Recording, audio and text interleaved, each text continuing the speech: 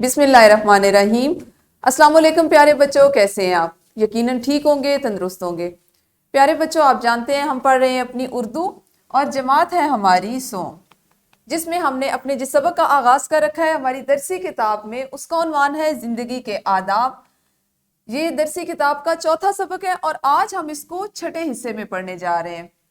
यूं आपको पता है हमारा सबक नंबर 4.6 है और सबक में शामिल हासिलाते ताल्लुम कुछ इस तरह से है। अपनी जमात के मयार के मुताबिक इमला लिख सकें, मौका की मुनासबत से आदाब गुफ्तगू यानी शुक्रिया, अफसोस, माजरत वगैरह का ख्याल रख सकें।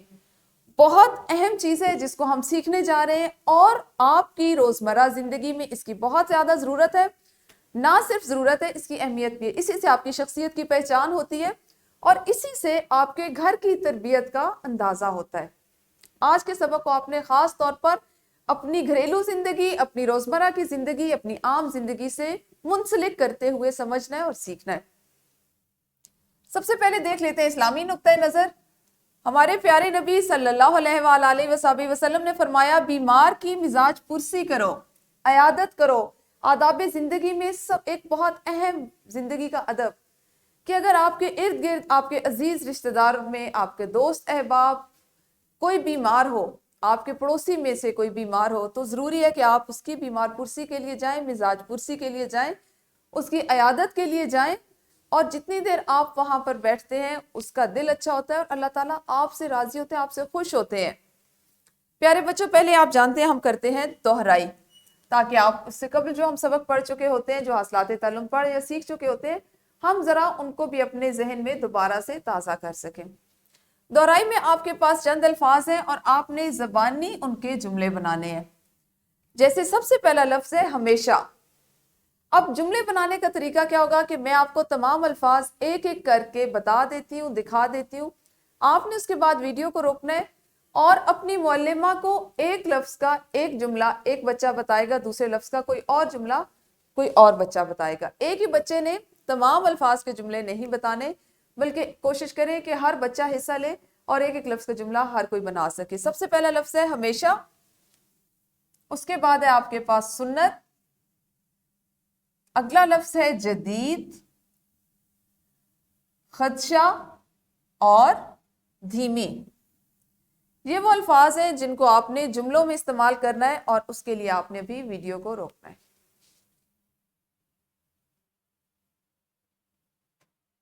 जी, तो यकीनन आप लोगों ने दोहराई कर ली होगी, अल्फाज के जुमले बना लिए होंगे। प्यारे बच्चों, चंद जुमले मैं आपको बताती हूँ, ठीक है? मैं आपके सामने अदा करूंगी, आप पहले मुझे ये बताएं कि क्या आप इस तरह के जुमले अदा करते हैं या आपने कभी जुमले सुने हो या आपसे कोई ये जुमले अदा करता हो, आपके सामने कोई बोलता हो तो मुझे बताइएगा। जैसे सबसे पहला जुमला है, आपकी तशरीफ आवरी का शुक्रिया। आपके वालिद के इंतकाल की खबर सुनकर अफसोस हुआ। मैं आपकी ममनून हूं कि आपने बर वक्त मेरी मदद की। मुझे अफसोस है मैं आपकी दावत कबूल नहीं कर सकता। अगर आप गौर करें तो ये जो सादा से जुमले हैं, ये जो हमारी रोज़मर्रा ज़िंदगी का में इस्तेमाल होते हैं, हमें इनको इस्तेमाल करना चाहिए। अगर हम इन अल्फाज का, इस तरह के जुमलों का इस्तेमाल करेंगे तो अगर हमने किसी को किसी बात से इनकार करना हो, माजरत करनी हो, तो वो बात भी इतनी अच्छी लगेगी सुनने वाले को कि उसका तासुर बदल जाएगा, उस बात में ज़्यादा असर होगा, वो बात सुनने वाले को बहुत अच्छी लगेगी, आपकी शख्सियत, आपकी ज़ात के बारे में वो ज़्यादा मस्बत हो जाएगा। तो इन जुमलों से आपको अंदाज़ा हुआ होगा कि हम आज क्या सीखने जा रहे हैं। हमने आज मौका की मुनासबत से आदाब गुफ्तगू का इस्तेमाल और अपनी जमात के मुताबिक इमला करना सीखेंगे, ठीक है? ये हमारा आज का मकसद तदरीस होगा, जिसमें आपने इन दो चीज़ों को ख़ास तौर पर सीखना है। प्यारे बच्चों, सबसे पहले हम देख लेते हैं कि हम क्या करेंगे। सबसे पहली चीज़ है इमला करना। ठीक ठीक इमला करने के लिए अल्फाज के हिज्जे याद रखना ज़रूरी है। जैसे मैं आपको बोलती हूँ, लफ्ज़ लिखिए कबूतर, आप उसके जो हिज्जे हैं वो तो आपको याद है, लेकिन जब आप उस पर नुक्ते लगाते हैं तो आप कबूतर की बजाय जो पहला बे, उसमें बे आएगा वहां पे ते लगा दे, और जब आगे वहां पे ते आना था वहां पे बे बना दे, यानी अक्टूबर का अलिफ काट के उसको कबूतर की बजाय कतूबर लिख दें। ہجے تو آپ کو یاد ہوں گے، آپ کو الفاظ ان کے جو صوت ہے، جو حروف کی صوت ہے وہ بھی پتہ ہونی چاہیے کہ ہجوں کے ساتھ کون سا حرف جو ہے کون سی آواز دے رہا ہے، کون سی صوت کے لیے استعمال ہو رہا ہے، اور اس لفظ میں آیا اس کا استعمال ہوگا یا نہیں ہوگا۔ تو اس کے علاوہ آپ نے درست ہجے اگر آپ کو یاد ہوں گے تو آپ کے پڑھنے کی رفتار بھی تیز ہو جاتی ہے۔ آپ نے غور کیا ہوگا بہت، جب آپ اردو کی کتاب پڑھ رہے ہوتے ہیں یا انگریزی کی کتاب پڑھ رہے ہوتے ہیں تو بہت سے ایسے الفاظ ہوتے ہیں جو آپ مکمل طور پہ ابھی دیکھتے نہیں ہیں لیکن آپ اس کو روانی سے پڑھ جاتے ہیں۔ اس کی وجہ کیا ہے؟ آپ ان سے اتنے زیادہ، آپ کی بصارت ان سے واقف ہو چکی ہوتی ہے، آپ کا ذہن ان سے واقف ہو چکا ہوتا ہے، کیونکہ آپ کو ان کے ہجے، ان کی بناوٹ، ان کی آواز اور ان کی ادائی یاد ہوتی ہے۔ اسی طرح اگر آپ نے اچھی املا کرنی ہے تو اچھی املا سے آپ کے لکھنے کی رفتار بڑھ جاتی ہے۔ اگر آپ کی پڑھنے کی رفتار اچھی ہے، آپ الفاظ کی بناوٹ سے، ان کی آواز سے واقف ہیں، تو آپ کو لکھنے میں بھی بہت آسانی ہوتی ہے۔ جیسے ہی کوئی لفظ آپ کو املا کے لیے بولا جاتا ہے آپ اس کو فوراً لکھ سکتے ہیں، کیونکہ آپ کو اندازہ ہوتا ہے، آپ پڑھ پڑھ کے اس سے واقف ہو چکے ہوتے ہیں کہ اس کے ہجے کیا ہوں گے اور اس کی بناوٹ کیا ہوگی۔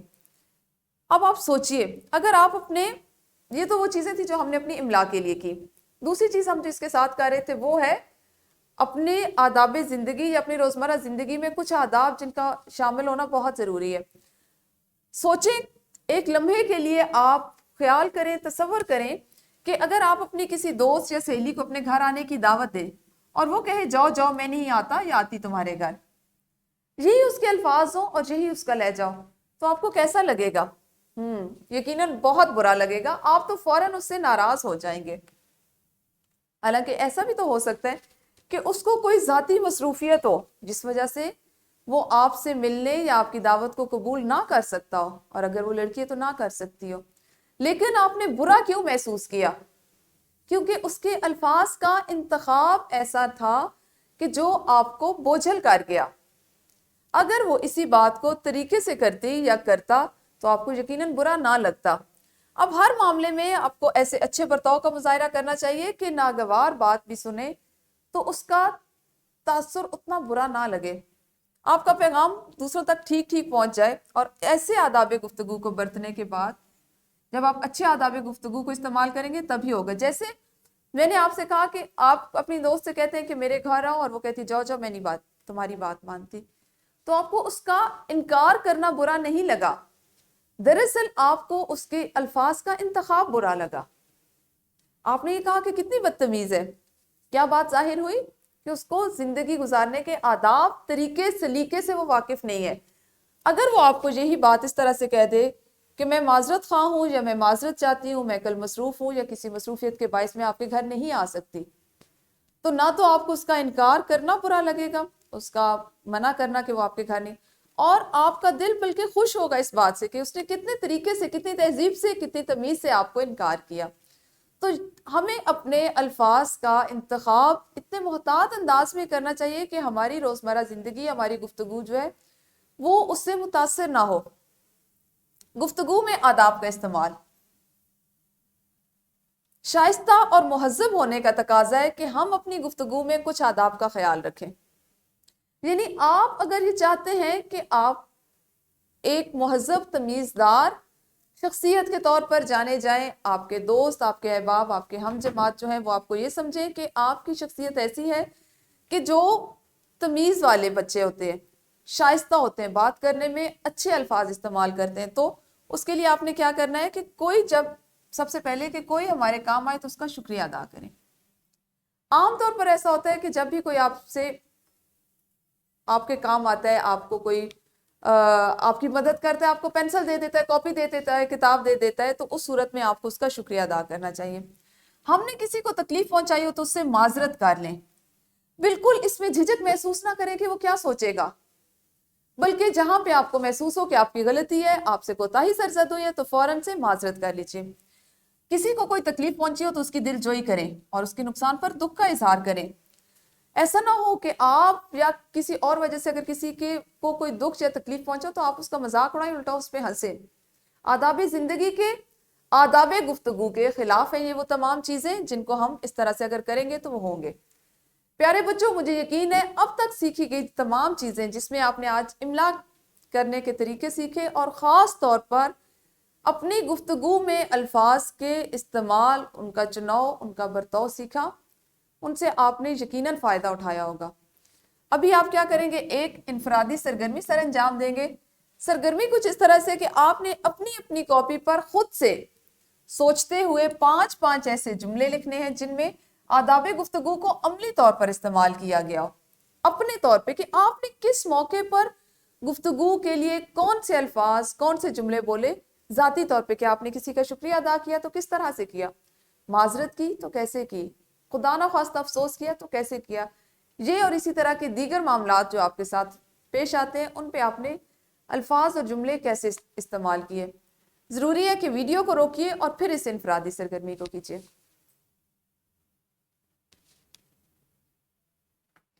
جی یقیناً آپ لوگوں نے انفرادی سرگرمی کر لی ہوگی۔ اب آپ سر انجام دیں گے ایک گروہی سرگرمی۔ آپ کی معلمہ یا معلم جماعت کو سبق کے کسی ایک پیرے کی املا کروائیں گے۔ وہ مجموعی طور پر آپ کو بولیں گے، آپ نے اس کو ایک گروہ کی صورت میں، مطلب مکمل جماعت کی صورت میں کرنا ہے۔ املا لکھنے کے لیے بھی کیا ضروری ہے کہ آپ ویڈیو کو روکیں۔ یقیناً گروہی سرگرمی آپ لوگوں نے کر لی ہوگی۔ اب ہم کر لیتے ہیں اپنی مشق۔ مشق کا سوال نمبر 6 ہے، پانی پینے کے آداب کے اقتباس کی املا کریں۔ یہ آپ ابھی اس کو کر سکتے ہیں تو بھی کریں، اور اگر آپ اس کو اس طرح سے کر لیں کہ دو بچے مل کے ایک دوسرے کو کروائیں تو بھی کر سکتے ہیں۔ اس کے بعد آپ کے گھر کا کام ہے جس میں آپ ایک ورک شیٹ کر کے لائیں گے، اور ورک شیٹ میں آپ کے پاس آج مجموعی طور پر صرف 2 سوال ہیں کہ جو آداب یہاں لکھے گئے ہیں ان کے استعمال کی ایک مثال آپ کو دی جا رہی ہے۔ آپ ان کو استعمال کے خود سے استعمال کرنے کا ایک نیا جملہ لکھیں، جیسے شکریہ، آپ کی مدد کا شکریہ، ایک جملہ آپ نے خود لکھنا ہے۔ معذرت، مجھے افسوس ہے میں آپ کی مدد نہ کر سکا، یہ معذرت کے لیے ہم بولتے ہیں۔ افسوس، آپ کے نقصان پر بہت دکھ ہوا۔ اسی طرح آپ کے پاس ہے حوصلہ افزائی، پریشان نہ ہو، ہم سب آپ کے ساتھ ہیں، یعنی حوصلہ افزائی کرنی ہے تو اس طرح کا جملہ بولا جاتا ہے۔ پھر ہے سوال نمبر 2، ان جملوں کے الفاظ کے ہجے غلط ہیں، آپ ان کو ٹھیک کریں۔ کسی کی صحت ہے جو میرے سامنے، کسی کی ہمت ہے جو میرے سامنے جھوٹ بولے۔ آپ نے ان جملوں کو پڑھنا ہے جس میں جملہ ٹھیک ہے لیکن الفاظ کے ہجے غلط ہیں۔ آپ نے ہجوں کے حساب سے، املا کے حساب سے غلط الفاظ کو درست کر کے نیچے دوبارہ سے جملہ لکھنا ہے۔ یہ ہے آپ کی ورک شیٹ جس کو آپ گھر سے کر کے لائیں گے۔ پیارے بچوں، ہمارا سبق زندگی کے آداب زندگی جو ہے وہ ابھی جاری ہے۔ کل ہم اس کو اگلے حصے میں پڑھیں گے۔ اس وقت تک اپنا خیال رکھیے۔ اللہ حافظ، شکریہ۔